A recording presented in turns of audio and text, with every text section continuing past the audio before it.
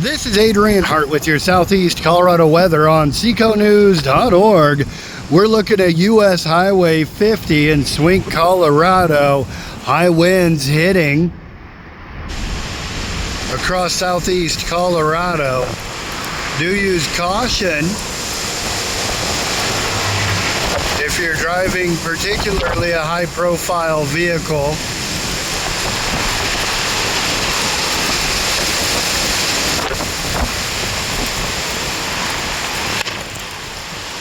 Oh, wow.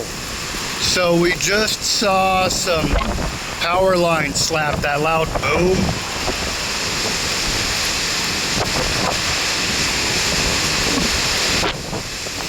Something just popped right here.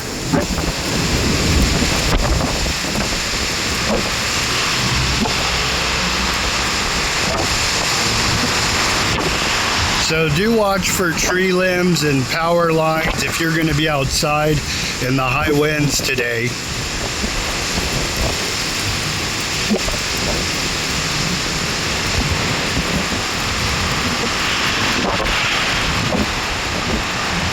From US Highway 50, Swink, Colorado, with your Southeast Colorado weather, I'm Adrian Hart.